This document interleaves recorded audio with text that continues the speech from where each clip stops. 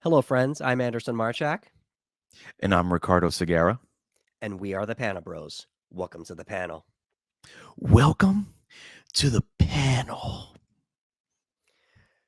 Well, here we are. Here we It's are. it's been interesting. We decided that we were going to start going through filmographies and highlighting the Mm-hmm. filmographies of our favorite directors, and Yup. we're still here in the middle of Zack Snyder's filmography, The The Boss. blueprint, if you will. Yes. Okay. Okay. And we've already done um, we've already done Dawn of the Dead, hmm and we've already done 300. So next up is Watchmen. My God. Yeah. Yeah. What an adaptation. What an adaptation. Yeah. Absolutely. So we're just going to get into it here. Watchmen was released on March 6th of 2009. hmm And this was an interesting time because in 2008, The Dark Knight had been released for Warner Brothers. And that was also the start of the MCU for Marvel Studios with Iron Man. So everyone was having fun with superhero movies again. The Yes. quality had gone up. People were coming out. People were spending money on these movies. They were fun again. Not like they weren't fun. Just um, it was like follow up year to a pretty big year. hmm And Watchmen came out to mixed reviews, and unfortunately, a disappointing box office for Warner Brothers. It was the very next superhero movie after The Dark Knight, and it was not The Dark Knight. It was not. And it wasn't. So we're just going to take a look at it and let's start. so, Let me just um, point out really fast too that it's so funny because you said superhero movies were kind of coming back, and yeah, Zack Snyder decides we're gonna do Watchmen, which is completely about dissecting superheroes. right. So you have the Dark Knight of Iron Man. People are like, yeah, superheroes are kind of cool again, and Zack's like, yeah, well, we're gonna adapt the Watchmen that kind of dissects superheroes and show you that maybe they're not so squeaky clean. And I just thought the Right. timing was hilarious. Right. Right. Because it's just like everyone's, yay, superheroes, we can trust again. And then, hmm you know, and who knows how long they've been trying to get this off the ground, but, they gave Zach the job. And Yep. and he took the job, so we start off with yet another iconic Zack Snyder opening scene, and I'm gonna try to get through this as swiftly as I can. Please interject. And so the first frame that we actually see is um, is the first Night Owl, hmm and it looks like he's saving a couple who just came out of a movie theater, and apparently these are the Waynes. It is And absolutely the Waynes. yeah, um, there's a poster, but also in like a meta thing, there's a poster on the wall of hmm Batman. So it's almost like Batman exists in this universe, but the Waynes do as well because Yes. since Bruce Wayne got saved, there was no need for Batman, so Batman's a fictional character, you know. hmm So Very that was cool pretty. stuff. So that was pretty cool. Um, we then see Silk Spectre, Carlo Gugino holding a newspaper. Then we one of the next frames is the comedian Jeffrey Dean Morgan. He's holding a robber with his cigar, and then we see a frame of the first version of the Watchmen, the Minutemen, Yes. and then we start going through history hmm and or altered history, if you will. Yes. It's a very fictionalized version of American history, which is really cool. Right. We see Miss Jupiter, Silk Spectre. We see her picture on the side of it says this of the Enola Gay as it drops the atomic bomb on Hiroshima. hmm And then one of the other Minutemen silhouette, a woman character from the Minutemen. It's an iconic scene where she kisses a nurse instead of, if you've ever seen that, there's a sailor kissing a nurse um, on, I think, V-Day in Times Square. Yeah. And but they switched it around. So credit for Zach. He had a LGBTQ moment.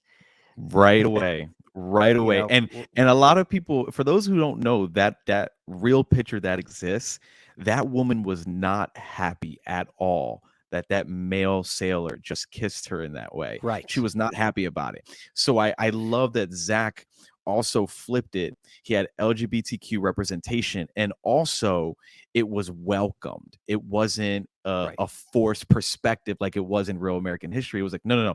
In this version, we have representation, and it was welcomed, and we see that following through in the other scenes. correct. We see one of the other Minutemen, Dollar Bill. He's shot and killed. Um, he was trying uh, to thwart a robbery at a bank, and unfortunately, he was unable to do that successfully. We have another one here of Sally Jupiter, Silk Spectre. She retires. She becomes pregnant, so they're throwing a party for her. And the picture, you're looking at the picture, and it looks like Da Vinci's Last Supper. So Hmm. that was the next frame that you see there. We see one of the other Minutemen, Mothman. He's arrested and he's taken to an asylum. The next frame is it's a sad picture here. It's silhouette. She's been killed because of her same-sex relationship with the nurse. Yes. And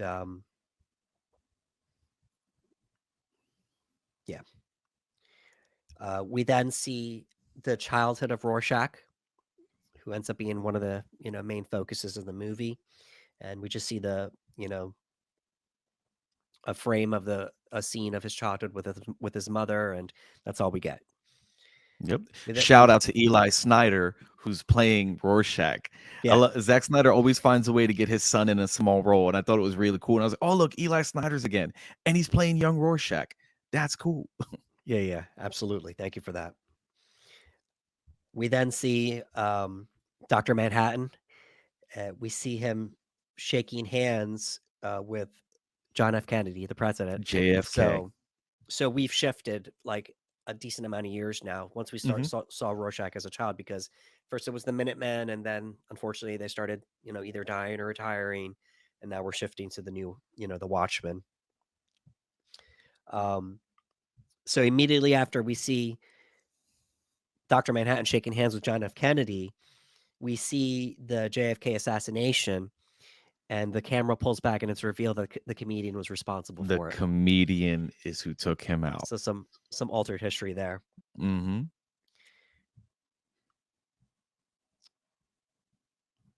We then see a frame of Rorschach being introduced with his card there. You see the his calling card, so to speak. Yeah. He some criminals. Um, there's a an homage to Elliot Erwitt's photograph Peace March, where you see the young girl putting the flower inside of the gun. Hmm. Excuse me. If And then if if if there's anything Zach knows how to do really well is these intros. Like, my goodness. yeah, this is wonderful. Then we have Nite Owl 2, Patrick Wilson. Um, he's shown to be a part of the artwork from Andy Warhol, Hmm. and apparently he was taking the place of Marilyn Monroe in this Yeah. artwork. The next frame is we see Dr. Manhattan on the moon in the reflection Hmm. of Neil Armstrong's visor as he steps foot on the moon in 1969. So, yeah, there's a It's little just cool. It's yeah, just cool, man, yeah, seeing that these characters being used throughout our history, and it blends them in a little bit, and, like, I absolutely. don't know, it was great in the graphic novel, and it was really great seeing it on Yeah, screen. to just see it brought to life, Yeah. it was really cool. He says a line, "Good luck, Mr. Gorski." I'm gonna let you guys Google that and see what the meaning of that is. It's a funny story. So, not family friendly. So that's why I'm not going to go into it. um, we see Osmondius now outside Studio 54, and in the background there's the Village People, Mick Jagger, and David Bowie as Ziggy Stardust. David Bowie. I saw it and I was like, oh, Yeah, there's your boy David Bowie. it's really cool image. And then now we get a frame of the updated Watchmen. They are no longer the Minutemen, but they are the Watchmen.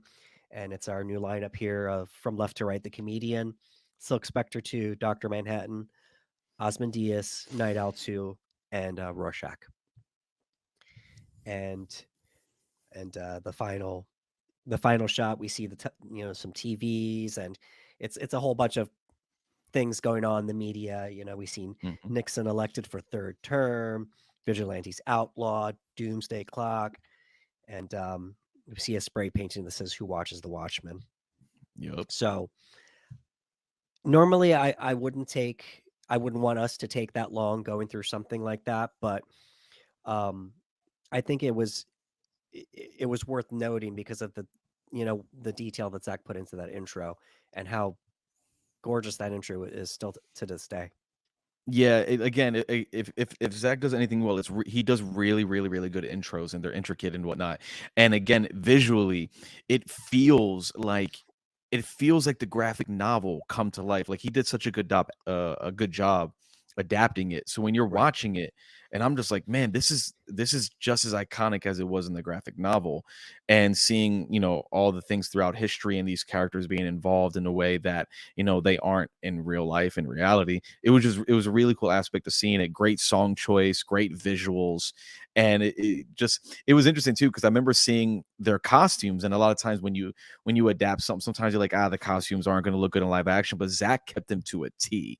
Like he was like, no, this is how they are in the graphic novel. We're going to duplicate them perfectly and put them up there, and it just looks great. Absolutely. And you said the song choice, it's "The Times Are a Changing" by Bob Dylan. Mhm. Yep. And that I had to look it up. That those opening credits span from 1939 to 1977, so Yep. a large amount of time. So after that, we get our Rorschach introduction. He's he, he's ooh, excuse me.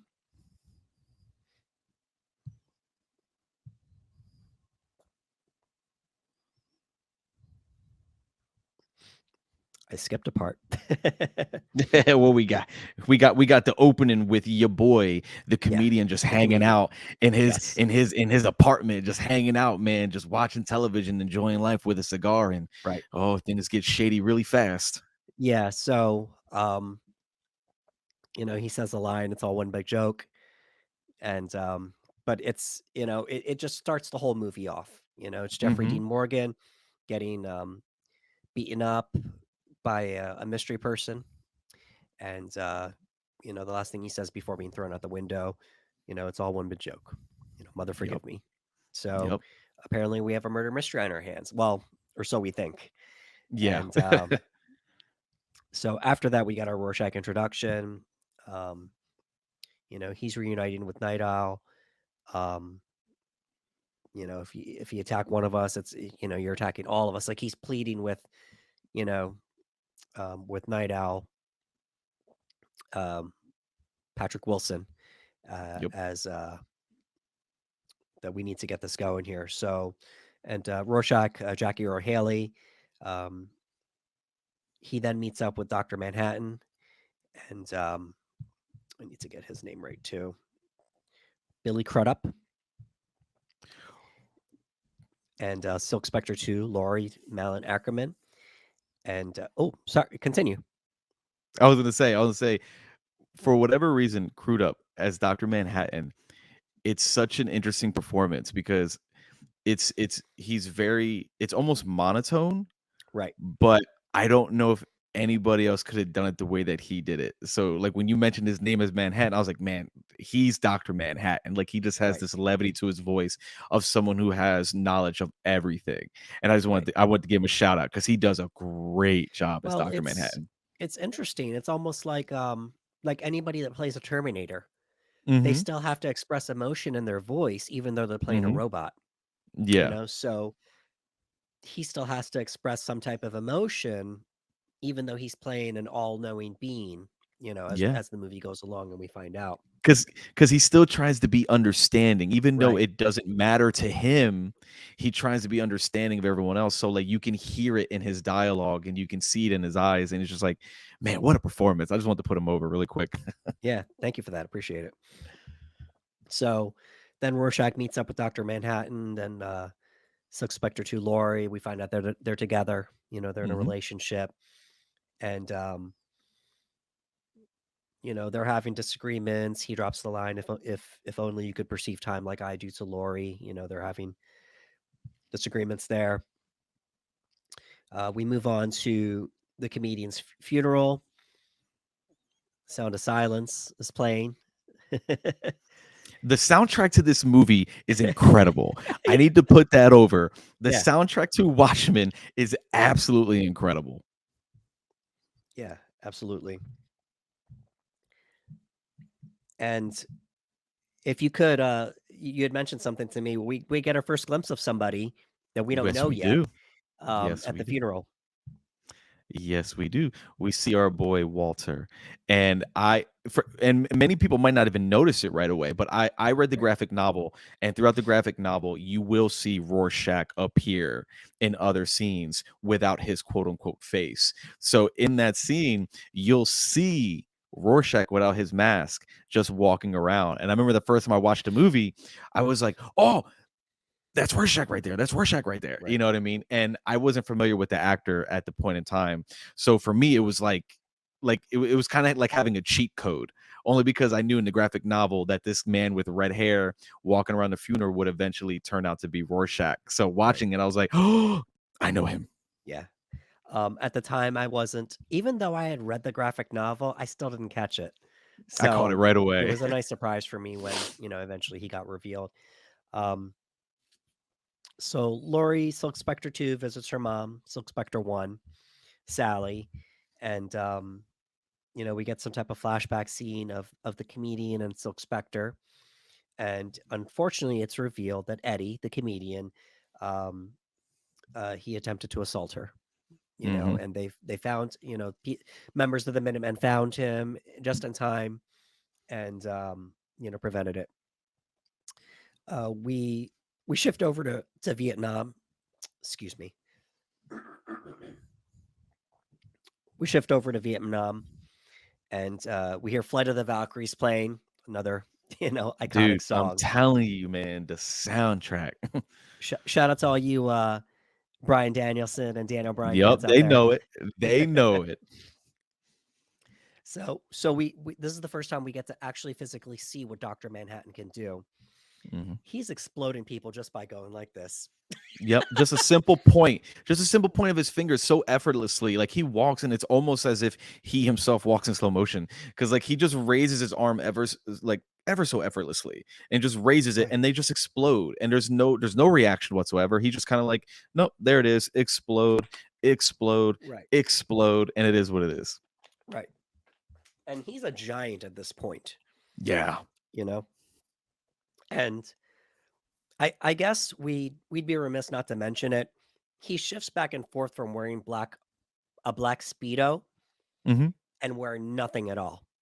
Oh yeah. And we'll get to that eventually. There's a reason for that where, Mhm. I think in the movie to avoid an NC-17, they kind of had to cover him up a few times Mhm. because I don't recall in the comic book of him being covered at all. I'd have to go back because off the top of my head, I don't want to speak incorrectly. I don't recall. I don't But recall him being I have covered. dude, I read the graphic novel before the movie even came out. So it was Yeah. so long ago. So off the top of my head, I can't Yeah, really it's remember if been he a did. while, and he is covered up in the comics from Mhm. time to time, but I believe in the movie to avoid the NC-17, I'm almost positive Zach had to cover him up a few times, um, to avoid that. That's just my guess. Yeah, because you definitely see, his penis quite a few times in this movie. They don't Correct. shy away from it. They don't. So like, yeah, I can see them if they have to avoid Right. the rating Right, that they would like cover him up. because that's the way in the comic book. He's completely nude, Yeah, he's completely nude. and it's explained, why eventually. Um, so we flash back to a meeting, when they were still united. This is years ago. Um, they're breaking up protesters. The comedian is shooting rubber bullets, on everyone. Congress is pushing a bill to outlaw masks. It's, it's starting to show just things are changing. They were Mhm. hailed as once, but now things are changing and it's getting scary for them. Yep. We get another scene here. We have Moloch. He's getting interrogated by Rorschach. This is the first time we see, Rorschach. I mean, he's been really grizzled. He's got that that mask that's flowing with the Rorschach test on it. But this Yep. is the first time we see him in action, really in action, just doing what he does. I wanna Um, give the actor a shout out because it's Matt Frewer, which Zach used in, Dawn of the Dead as well. oh, So okay. Zach I like when Zach uses actors from other projects because it shows like a friendship or a camaraderie where he's like, "Hey man, I got this small role for you. You wanna come in and shoot?" And he's like, "Of course." So I just wanted to give that shout out. That's great. So while he's interrogating him, Moloch, he reveals that the comedian breaks into his house and he's crying at the edge of his bed. Mhm. And we don't know why. And he says it's one of the many times we hear this in the movie. It's a joke, you know. And this time he says it's all an effing joke.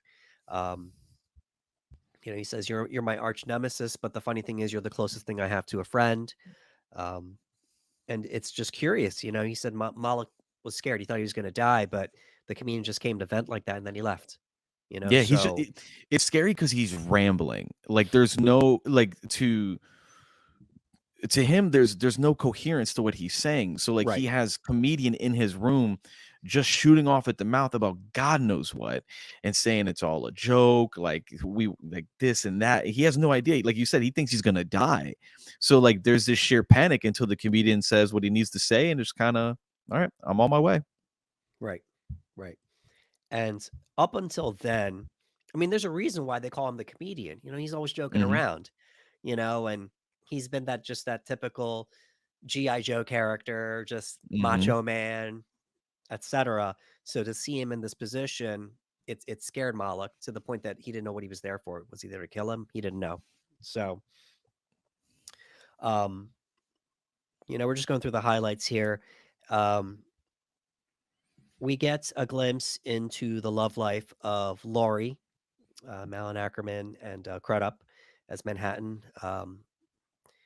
We get a glimpse into their love life, and they're being intimate, and then all of a sudden we see multiple Manhattans in the Hmm. situation, and um, they have an argument over it, and apparently, he's she feels like he's drawing further away from humanity, because while they were there in the bedroom, apparently he's doing work in the other room, Yep.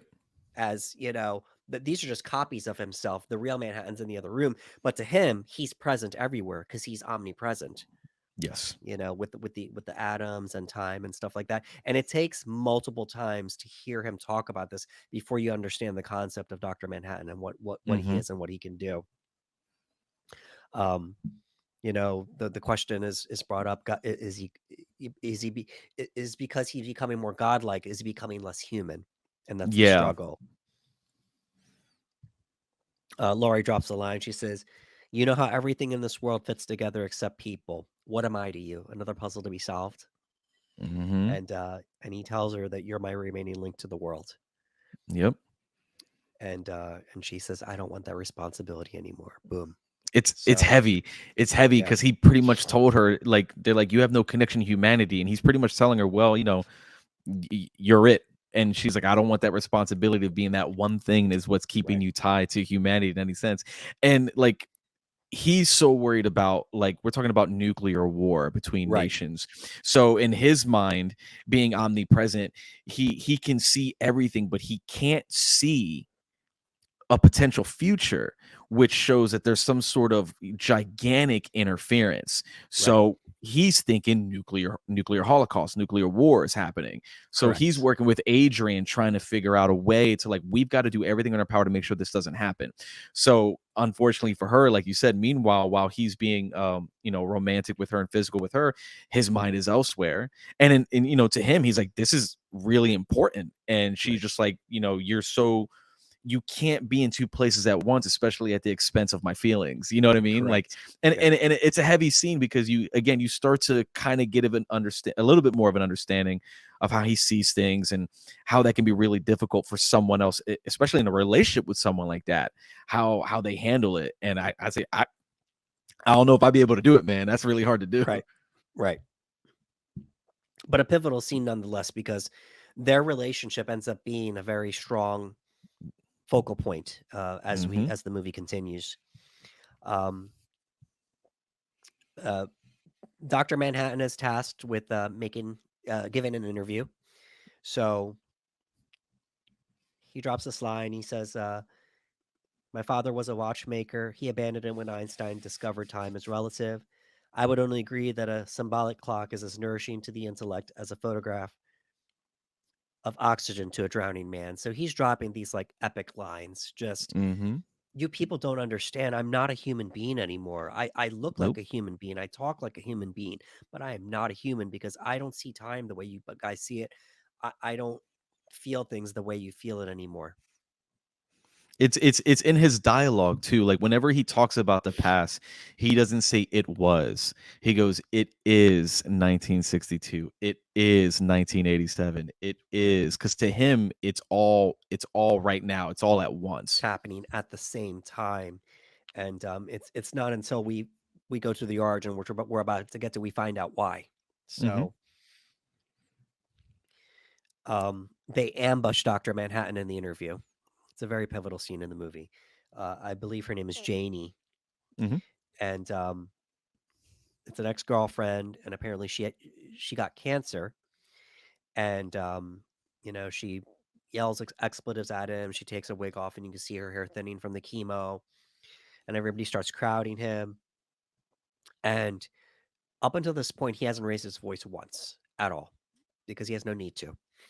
And he says, "Please, if everyone would go away and leave me alone." And they're still crowding him. They're asking him all these questions. "How do you feel that you gave her cancer? What are you going to do about this nuclear war?" There's all these people around him. And he screams, "I said, leave me alone. I said, leave me alone." Screams it. Yup. And we don't know where everybody went, but everybody in that Nope. studio disappeared in that Yup. moment. It's just whoop. Everybody's gone. Yeah. It's it's Uh, it's it's a sad scene for him too, because he is bombarded. You know what I mean? Like, in that moment, it's not even just her. He's being told that his former colleagues also got cancer, and then she got cancer, and obviously they're insinuating that he is the right.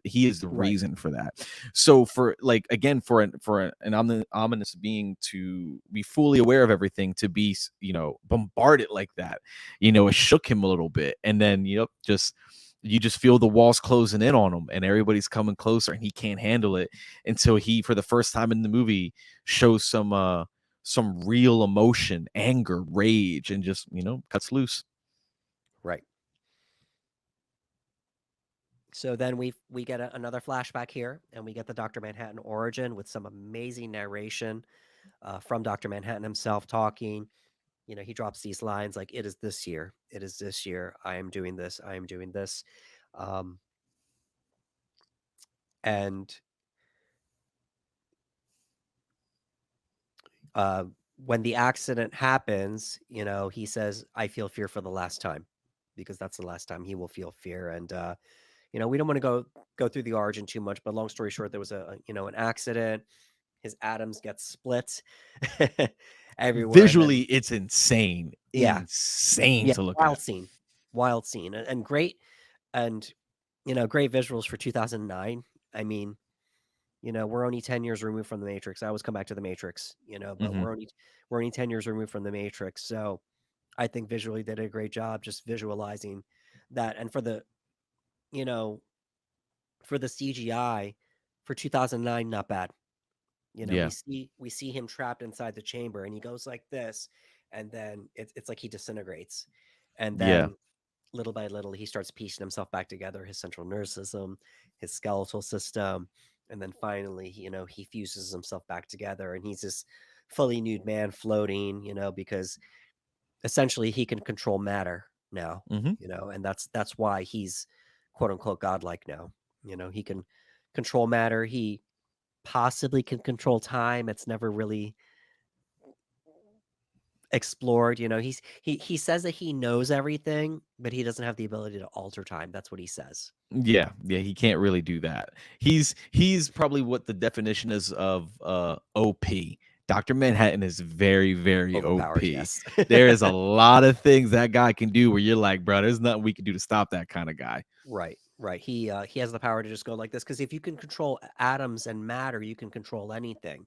Hmm. If something gets destroyed, he just goes like that. He can put the atoms of it back together. If you can control matter, you can make clones of yourself. All these different things. You could teleport, which we've seen him do. So Yeah, it's and there was it was one of those scenes that I think it was earlier when the comedian shoots the pregnant woman in the beginning half of the movie, right. where he tells Manhattan, and Manhattan kind of just lets it happen. He goes, "You could have turned the bullets into this. You could have turned the gun into this. You could have done all this, and you didn't do it."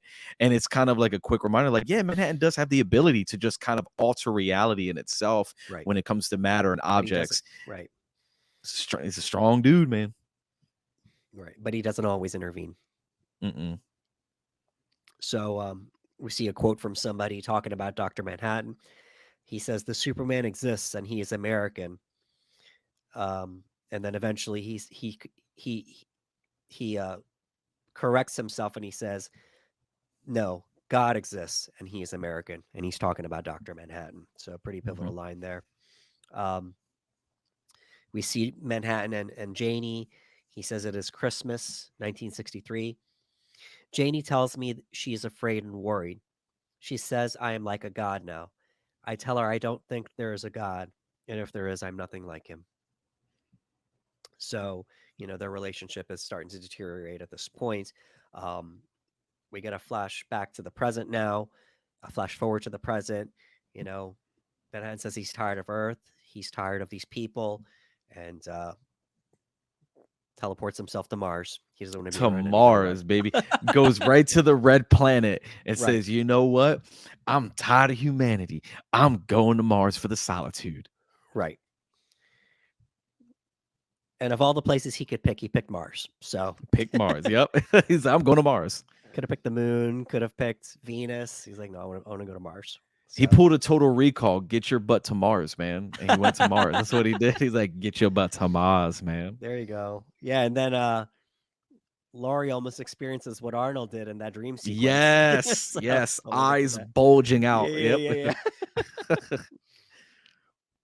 So uh, we shift to a scene where Moloch has been killed. Hmm. Rorschach stumbles upon him, and apparently he's being framed for Moloch's murder because the police are um are swarming in. He makes it out of the building, but it's too much. Just everyone's just all the police are on top of him. Um, and he's setting policemen on fire. Like Yeah, dude. he's hardcore. He's just going hard here. And then eventually, they rip his mask off and he screams, "Give me back my face." Um, because to him, he's Rorschach now. Walter Yeah. does not exist anymore. Yeah. And at this point, if you've been paying attention, then you then realize, oh, he's been around, but nobody's ever seen his face. Hmm. So pretty pivotal moment. Um, and he's been the one carrying the sign that says the end is nigh. The end is So nigh. Yep. Anytime you see that redhead dude walking around in the movies, and he just with the sign, the end is nigh, that's your boy Walter Rorschach. That's him right there. yeah, it's great. So we're in jail, and him and the psychiatrist they're trying to pick him apart. he holds something up, and it's just like, what do you see? And he really sees a dead dog, but then he's saying like, oh, I see a butterfly, Yeah. holding something up. What do you He see? sees the He's most grotesque things, man, and he's just right, like, right, beautiful butterfly. a Yep, yep. flower, some clouds, but it's really just he's seen traumatic things from his childhood and it's from his life. Um, he talks about the day that he believes uh, that he was gone. Yep. Basically, there was a kidnapper, and the kidnapper um, had kidnapped a little girl, and he got there too late, and he saw dogs outside fighting over the bones of the kidnapped girl, Mhm. and um, he goes inside and he's deciding if what to do with this guy, but he wants to get a confession out of him first because he doesn't know what Mhm. he's going to do, and he didn't want to hear it, but and he finds the girl's clothing and stuff like that, and the guy's like, fine, you got me, I did Yep. it. And but the guy kind of like was gloating about it. He kind of joked about the dogs eating the remains of the little girl. And Rorschach, in costume, he snaps. Yep. And you know the man says, arrest me. And he said, men get arrested, but dogs get put down. And at this point, he'd already killed the guy's dogs because the dogs had Yep. attacked him. So he's just like finishing the job at this point. I already got your dogs. What do you think I'm going to do to you? Yep. So he puts him down. I think it's like a butcher knife to the Yeah. guy's head. So he said, I believe that's the night he said Rorschach was born and Walter was no more. Yep. Um, so here's another great line here. See, doctor, God didn't kill that little girl. Fate didn't butcher her, and destiny didn't feed her to those dogs. If God saw what any of us did that night, he didn't seem to mind. From then on, I knew God doesn't make the world this way. We do. What a bro. Yeah. What He a said that for you because I know you line. like that line. Yeah. That line is so good. And I think I even Pivotal. texted you when I was You watching did. it, like, bro, what a line. Like he's just like, God doesn't make us this way, we do. And it's such a good line because it's almost he's accepting the responsibility that a lot of the bad things that happen are because of us. Like we are Right. doing it. Like we're doing it to ourselves. We're doing it to each other. And he probably saw the ugliest example of that night. And he decided, like, no, there's a difference now. Like it isn't what it was before. And I can never be Walter again. I have to be this. I have to be Rorschach, I am willing to Rorschach. go this far to punish people for something so heinous. And he's like, there's no way God could do that. Like, there's no way, like, no, we do this. And it's such a powerful line. Right. And to the point that not even his fellow watchmen could know who he was because he had to Nope. be the one to do the things that, no one else was willing to do. Yep. So at this point, it's assumed that Laurie and Dr. Manhattan have broken up because he's on Mars somewhere. And Laurie and Dan, Night Owl 2, they find each other again. Long story short, they start a romance now. She's on the Hmm. rebound, and they start a romance. They save some people from a burning building. Little girl says, Mom, is that man inside the space rocket? Is that Jesus? so so we have Zach with his continued religious Yes. undertones. Yes. He had to drop like a Jesus line, and that kind of foreshadowed a song that we would hear in a second. Yes, it did. So we get, we get a love scene, We and do. it's inside Archie, the spaceship. This is significant for so many different reasons. It's not just a gratuitous. I don't want to call it a gratuitous love scene. That's up to the viewer if they felt it was gratuitous or Yeah. not. Yeah. But the song Hallelujah is playing by Leonard Cohen, which is Hmm. so funny because it's a song. It's about when David played and Hmm. Jesus is dropped multiple times throughout the song. The little girl said Jesus, Jesus' name right before this happened. So, it's two people with a love scene, full on. Hallelujah's playing. But this is significant here because she's been having problems with Dr. Manhattan for years, and not just intimately, just because, you know, well, I don't want to just say sexually, because you could be intimate with somebody without being sexual with them. Yes. And she was having problems with him, not just sexually, but just intimately, and just as a person, one on one. They j- they just weren't connecting. Right. So she You feels like know, they she's weren't. finding connecting with a person, Mm-hmm. so this was big for her. And for him, we don't know how much, being a Watchman has affected his life, because he's still single. We Yeah. don't know if he doesn't say if he has a kid or not, or anything like that. it's You it's know, it's a it's a it's a great scene too, because they're both getting something out of it on an emotional level, because prior to the scene they tried to be intimate and he just couldn't. He just, his mind wasn't there, he wasn't in the right place, he just wasn't there. And after they go out in costume and they save lives, it kind of re-sparked an energy in him that this is what has been missing from his life. She was missing a connection, that she didn't have that connection with Dr. Manhattan, and he was missing almost that connection to being Night Owl. And he wasn't, something wasn't, he wasn't whole. And something as him and her going out in the middle of the night and saving lives, and now he's like, wait a minute, like I feel like I feel whole again, and he feels comfortable enough that they can make love, and they're both getting something beautiful out of it. Again, she's got a connection, she's feeling that connection with someone, and he's kind of feeling like that old spark of what it was to be Night Owl again, that old life, that hero and whatnot. So it's a great scene. Like you said, it's a great scene. It's shot extremely well. The song is an interesting song choice. They add some great comedy into it as well, when she hits the button and the fire comes shooting out. right. So like the whole scene in itself is it's more layered than what you would think, right? Like you said, it's not just a casual love scene for the sake of it being there. Correct. Like there's some meaning behind it. Correct. And Zach, he added that in. She hits the button and the big flame It's so funny. comes out. It's meant to be funny, and not just to Hmm. be, some titillation, so to speak. Yes. So excuse me. So just, kind of to break things up a little bit. So then, one moment, please, here. Go for it. All right. So then we get to the jailbreak, because we got to break Rorschach out of jail, because they've been also piecing things together. Hmm. That that possibly, who's been behind all these things.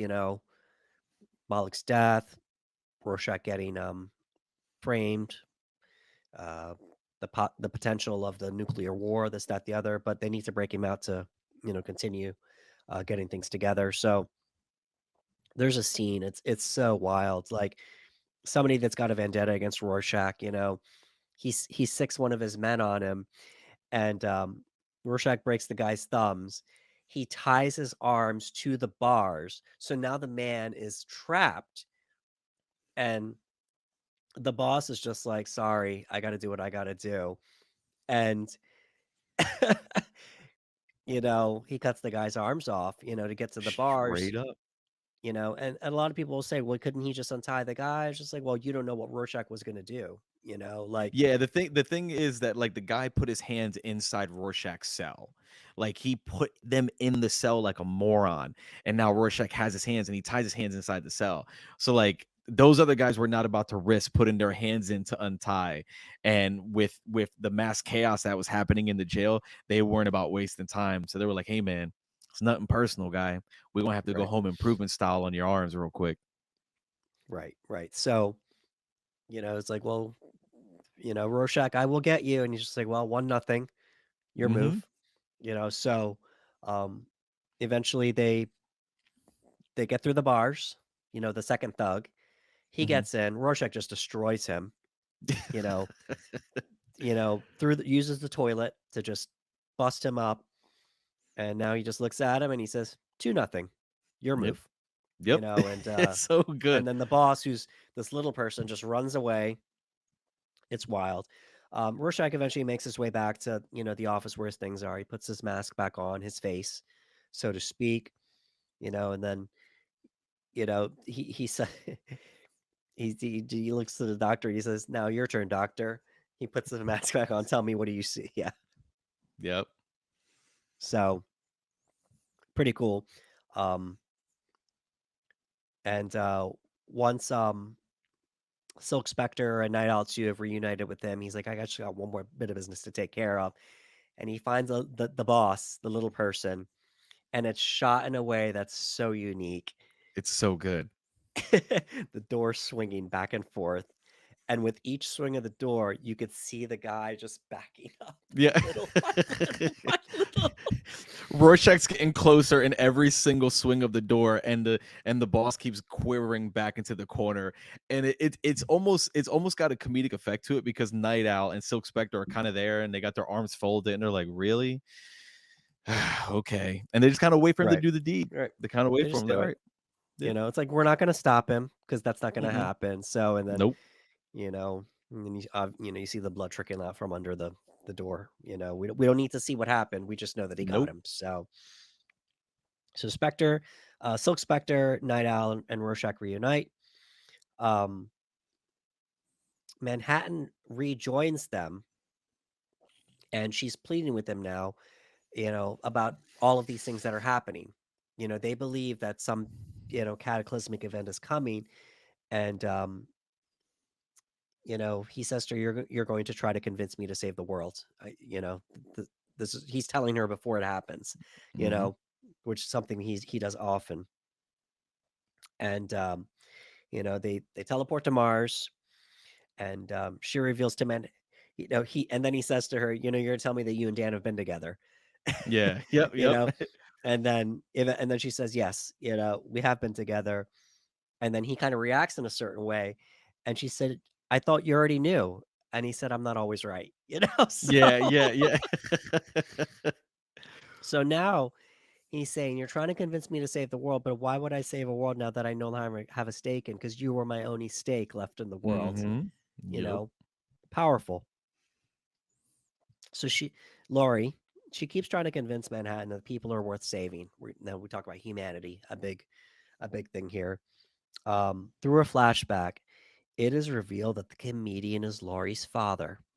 Yes. So after the attempted assault, time passes, and you know, Sally and Eddie, they actually had a moment together.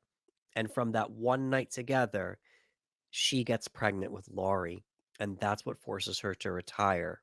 So it wasn't from the assault, it was from another night where she actually gave him a chance and something Mm-hmm. happened. And um at this point, you know, Laurie, before this moment, Laurie says, "You said I'd be in tears. I don't see anything right now." And then, you know, this flashback happens. She's bawling, obviously, because it's Yep. terrifying. And to find out that Manhattan's her father, just so many different feelings that she's had for Manhattan over the years, because she knows about the assault, you know, that Mm-hmm. the attempted assault that happened. Now to find out this man is her biological father, it's just a big mess. And then Manhattan looks at her, and once again, it's just so, I'm getting chills just thinking about it. He says, It's such a good moment. yeah, it convinces Manhattan to come back. You know, Sally has every reason to hate the comedian, but out of that ugliness comes Laurie, which is what he considers a miracle. The Yes. most godlike being on the planet considers Laurie a miracle because of all this ugliness. You know, he sees the beauty in that. It's like it's great, isn't it? It's it's so good, because like, for him, he's like, you have this atrocious individual in the comedian do something horrible, and even after that, Sally and Eddie find this moment somehow, regardless of their past, and out of that ugliness and refining of each other comes Laurie, and in itself defies all odds. The fact of her existence, coming from such a dark and twisted place, and to come out such a beautiful human being, it like, it's not rational. Like, he just Right. like, he can't it's almost like a mathematical equation that you just feel like you just can't solve. It's like, wait, and it just kind of takes him back, and he goes, it's you. Like, Yeah. it's you. You're the reason. You know what I mean? And it's so powerful, man, because like, it's true. Out of something so awful and ugly. And again, she immediately hates the flashback, seeing where she came from and whatnot, and learning the truth, and not being sure how her mother could do that. And he's telling her, he's just like, out of all that, you still exist. And at one point or another, she was everything to Manhattan. And he's like, it's you. It's such a powerful scene. I love that scene. Yeah, it's great. So we get our final showdown now. All of the Watchmen have, that are still alive, rather, that have Mm-hmm. reunited. We get a final showdown with Vite. They put it together that Adrian, Matthew Good, Osmondius, he's behind everything. Mm-hmm. He's the one that killed the comedian. He's the one that framed Rorschach. Mm-hmm. Uh, he's the one that, you know, manipulated Manhattan to like leave the planet, like all these different Yup. things, because he's baiting Dr. Manhattan with this nuclear war thing, knowing it's pulling him further away from Laurie, Mm-hmm. so he orchestrated everything. And I just like to add that we're definitely in a fantasy world here, not just for Manhattan, but for Osmondius. And it's never really explained. Um, he has superpowers. He's super strength, super speed, and super intelligence. Mm-hmm. And it's never really fully explained, he just is. So this was to start a nuclear war. Um, and the the bomb, so to speak, he sets up um, across, I want to say, the United States, is to replicate Manhattan's power, so Manhattan will be blamed. Yep. And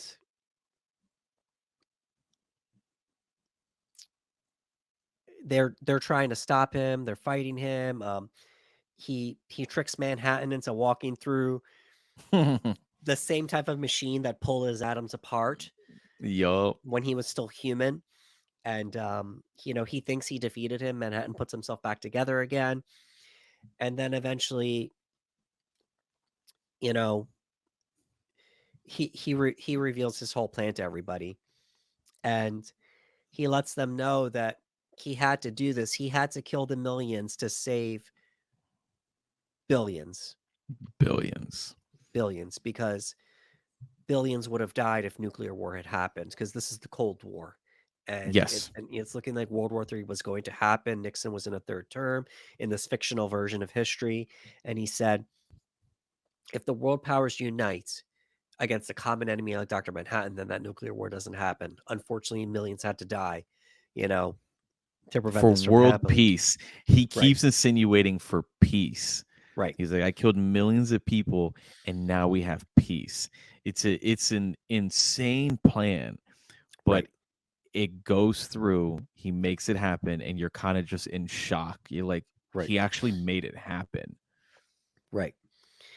And they're upset because they're talking to him back and forth, and I'll get to the line eventually. He's just like, I already did it. Yeah, like it's so good because they're trying to convince him not to do it. And he Right, goes, I'm not, he says, I'm not a comic book villain. He right, goes, I'm not telling you this plan with any idea that you could possibly stop it. He goes, I set it off 35 minutes ago. right. And it's like, oh It my already God. happened. Wow, wild. Oh, man, Absolutely it's wild. insane. Um, so shockingly, Manhattan agrees with Adrian's plan. The only person that can stop him agrees with Hmm. his plan. And he says, I can change almost anything, but I can't change human nature. And unfortunately, Rorschach's just like, well, screw this. I'm going to tell everybody. Yep. But, you know, and this is so wild. This is to show you how intelligent Adrian is, Osmondius. He was able to convince the most powerful being on the planet that his plan works. Hmm. And Manhattan, in order to, you know, to prevent to continue the plan, he kills Rorschach. Yep. And You know, Rorschach rips his mask off, and there's this big dramatic scene. Well, what are you waiting for? Do it, do it. And he explodes him, and then Patrick Wilson with one of the Yes. whatever energy you might have thought he lacked in this movie, he lets it all out in this one moment here. In this one scene, he's got the scream of all screams, man. It is guttural, it is pain, and and we talked about this. When you're watching it, you're like, oh my god, he's just in complete shock that Rorschach just died in front of him. But it's more than that, man. Right. It's more than Because it's not just like they were that. best friends or anything. you Mm-mm. know it's just like, crap, is this all over with now? It's what it means. And it's just like, and it's almost just like he's accepted it. It's just like, you know what, Laurie and I, we can't tell anybody. We have to just Mm-mm. go along. We can continue fighting crime if we want to, but we can't let anyone know that this is what happened. So um and then for whatever reason, they let Adrian live. Mm-hmm. And um Manhattan, talks to Laurie, and he says, I'm leaving this galaxy. There's a question about, she says, I thought you cared about life. And he says a line, maybe I'll create some. So Yeah. it's almost like, I have these godlike powers. Perhaps I can create, we don't know. We don't know Yeah. what Yeah. it leads to. Um, uh, we get a little quote, a little bit of a happily ever after for Laurie and Dan. They're together now, and Sally, there's a little bit of a reconciliation between her and Laurie, the mother and Mm-hmm. daughter, Silk Spectre 1 and 2. Um, and then we think that, like, man, Adrian's going to get away with this awful plan where he killed all these millions of people to avoid nuclear war. And we shift over to a scene of a newspaper where they don't know what to write about because there's world peace now. Yeah. And somehow Rorschach's journal, that's been chronicling everything that's happened up until now, made its way over there. And Yep. we're left with, maybe they publish a story, maybe they don't. Yeah, So it's left ambiguous. You don't really know if they're gonna publish it or not, right, because if they don't, like, one of the reasons I really love the graphic novel, and I love the adaptation, is that while there is a little difference between the graphic novel and the live theatrical adaptation, in the graphic novel, Adrian creates like a giant squid. It's like a giant squid monster, and it kills many people in the city. So people think that it's like, oh, an invasion of sorts. So we all have to come together, where that's not the case in the movie, but it still works just as good. I love both endings, but I love the endings because the villain won. Adrian won. Like, our heroes couldn't stop him. They couldn't prevent all right, those lives from being lost, and they were stuck in a position where if they ever told the truth, all those people's deaths would be in vain. Now, none of those people deserve to die, so it is already in vain. It is what Nite Owl says when he says, "You deformed it. That's your legacy now." When he's talking to Adrian, he goes, "You didn't repair it. You deformed it. It's all a lie." And it's sad because Manhattan, when he's watching the screens and he's seeing all the news articles and he's seeing Nixon talk and he's seeing everything, he's seeing it. He's like, it's peace. Like, they're not going to go to war anymore. They're right, going to come together. I'm the common threat. And you're like, oh no. And again, Rorschach is like, I'm going to tell no matter what. And they all obviously know that they can't let that happen, or I should say Manhattan can't let that happen, and takes him out. And it's a harsh loss, man. Like, I right. remember reading the graphic novel for the first time and just being in shock at that ending. And I was like, wait a minute, Yeah. he won? Like, that's it? And Yep. it's like, The bad it's guy not wins. it's not the fairy tale ending, because he in his mind, he was doing it for the right reasons. Again, he killed millions to save billions. He's like, I need to do this to start world peace. And it's one of those things where, like, I, I understand, terrible way to go about it, man. Terrible way to go about it. But Right. you have our heroes that are now stuck because they can never say anything. They can, and that's horrible. So then when you find the journal, you're like, okay, maybe just maybe, There's a glimmer. they're gonna put that all together and get that out into the world. But then one has to ask yourself, is like, is that the right move? Because now if the whole world knows that it was just a stunt, do we go back to nuclear war? If everyone goes, oh, we were tricked by the Americans because Manhattan is an American and they use this and Adrian is from America and this. So it's like, do we want them to find the journal? Do you know what I mean? It's a complex question, but it's a great ending. Absolutely. So, let's just take a minute to, give our props to the cast here. We have Malin Ackerman as Silk Spectre 2. Is this her best role? Yeah, yeah. Yeah, I would for say me so. too. I would Yeah, say she's had so. a few I would comedic say roles so. here and there, Yeah. possibly some television, but yeah, it's for me, yes. Mhm. Patrick Wilson is Nite Owl. Um, I don't think this is his best role. I would say probably the Conjuring series.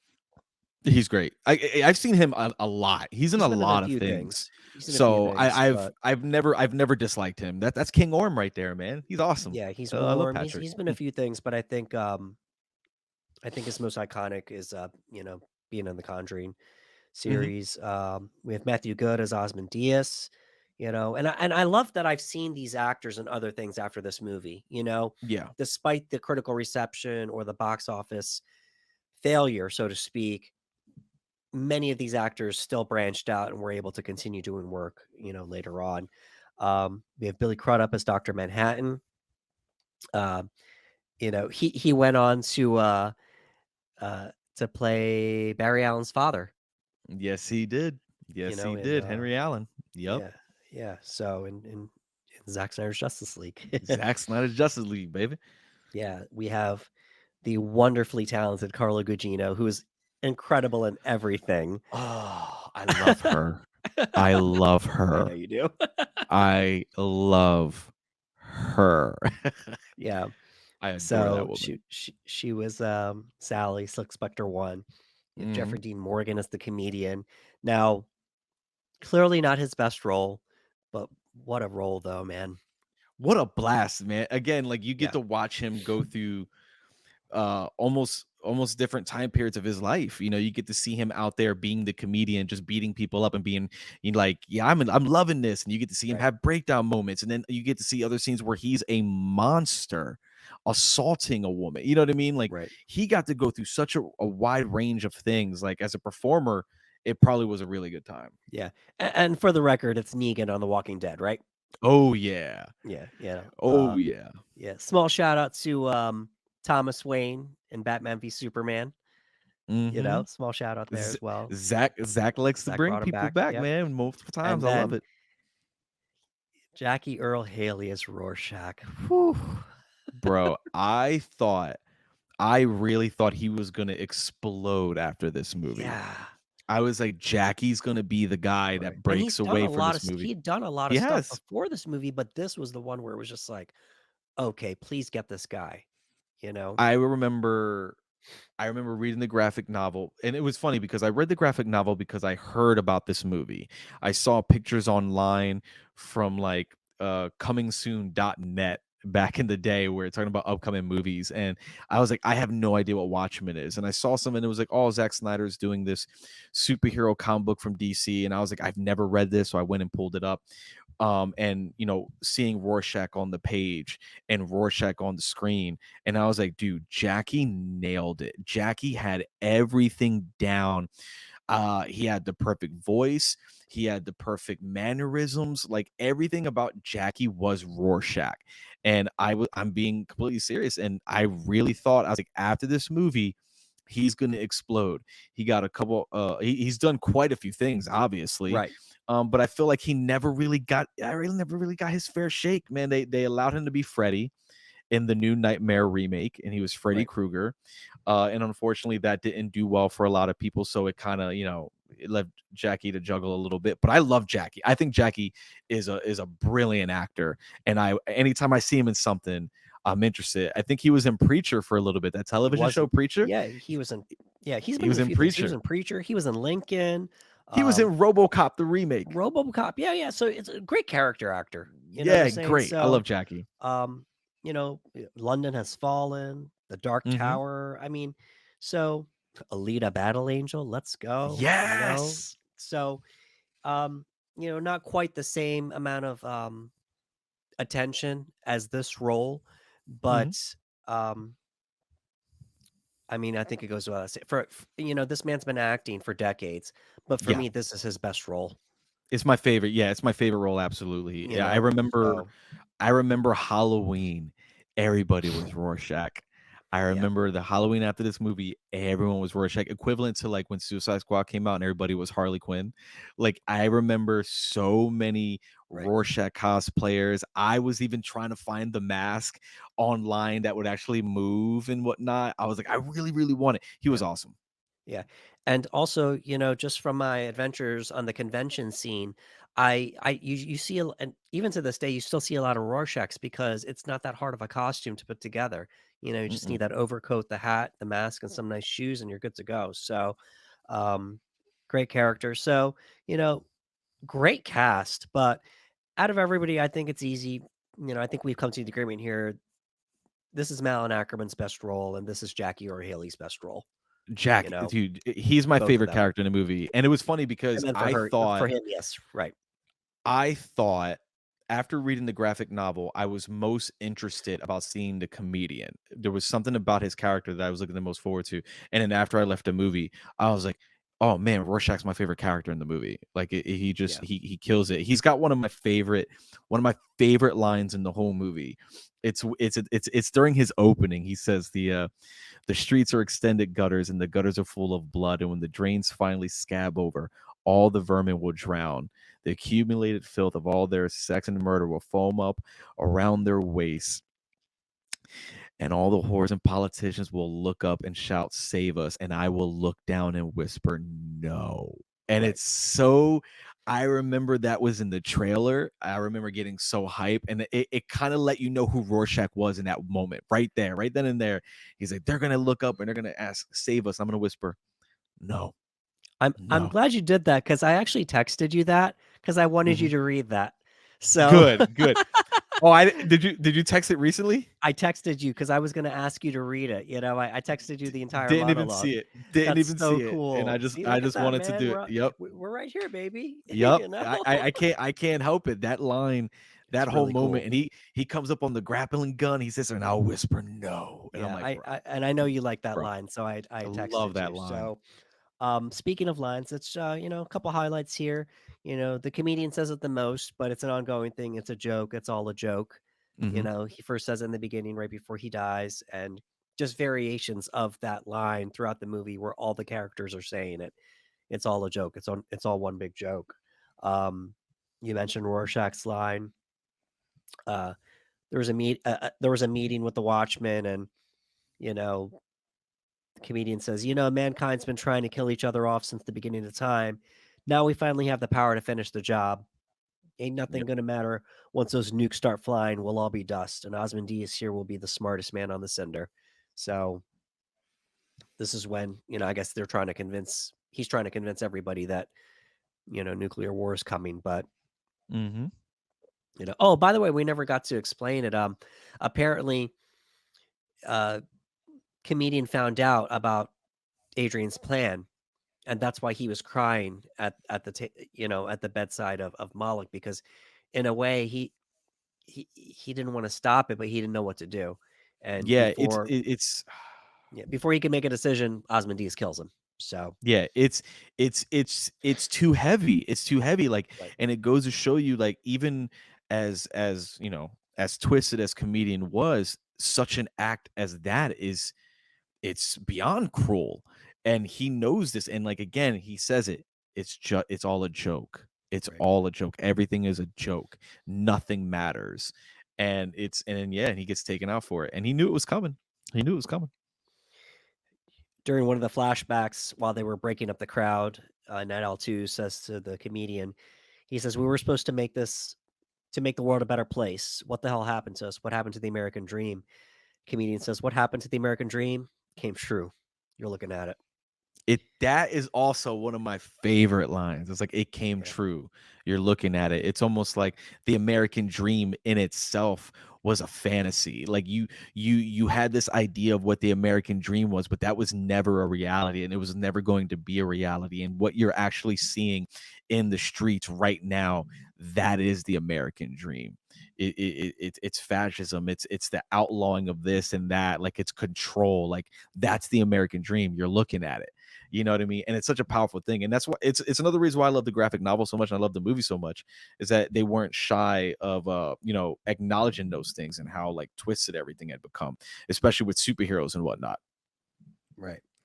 Give me 1 minute here. I'm texting you a couple lines because I want to hear you read them. Because Oh man, the prison line with Rorschach, right? With the yeah, prison line with Rorschach, we'll get there in a second. is a good one. Yeah. We're definitely going to get there in a second. So I texted you a couple lines. Mhm. Rorschach. I heard a joke once. Man goes to a doctor. He says he's depressed. Life seems harsh and cruel. He says he feels all alone in a threatening world. Doctor says treatment is simple. The great clown I can't pronounce that. Pagliacci is in town. Man bursts into tears, but doctor, I am Pagliacci. Yep. You know, Dude, Rorschach makes a joke. dude, Rorschach's that dude. I enjoyed when Manhattan teleported himself to Mars, and he narrates. He says, "I'm tired of Earth. These people. I'm tired of being caught in their tangle of lies." Just Yep. so epic. So It's epic. So the dialogue is so good in this movie. yeah. In the graphic novel, I should say. Yeah. I texted you a couple lines there.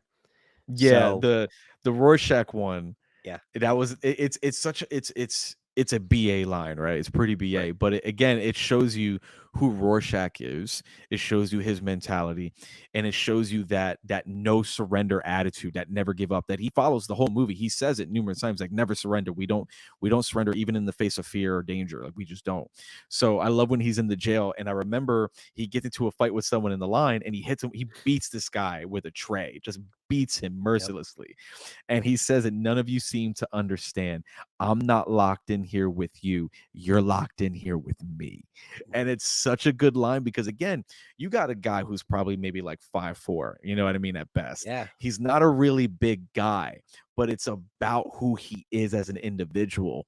And he doesn't fear anyone, and he will fight to the death. And the idea that he is surrounded by tons of criminals who probably are out for his blood one way or another, and for him to say, hey man, you guys got to understand something. I'm not locked in here with you. You're locked in here with me. Yeah. I'm the threat. I'm the danger. You know what I mean? I'm like, dude, come on, yeah. man. And we can't forget he threw the grease and the greasy fries Yes, on the guy's face after. melted his face. Yeah, it was awful. And then if you could please recite that Osmondius line for me, it's so epic. It's such a good one. It's the Yeah. one in the final act of the film when they're asking him all these questions. And we know it. We see it in movies numerous times where the villain will kind of just blurt everything out. You know what I mean? The third act, and he turns to them and he says, I'm not a comic book villain.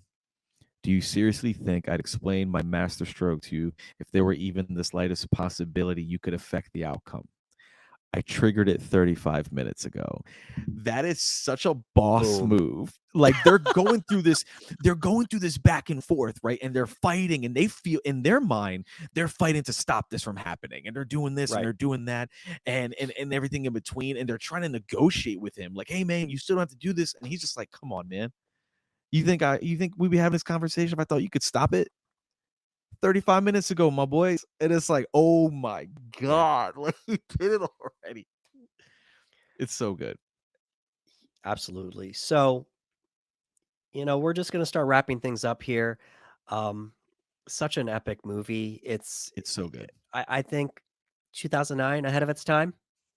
Yeah, I think so. I think that it's one of those movies, and I've heard people say this. I've heard people say that, like, it's one of those movies that when they first saw it, it was something that kind of, I don't want to say they underappreciated it, but it just maybe didn't land for them. And they said over time, they started to get a better understanding. And again, I think placement had a lot to do with it. Again, we talked about it where, like, you had the Dark Knight and you had Iron Man, you had this kind of world of view of superheroes and what they could Right. be again. People were excited.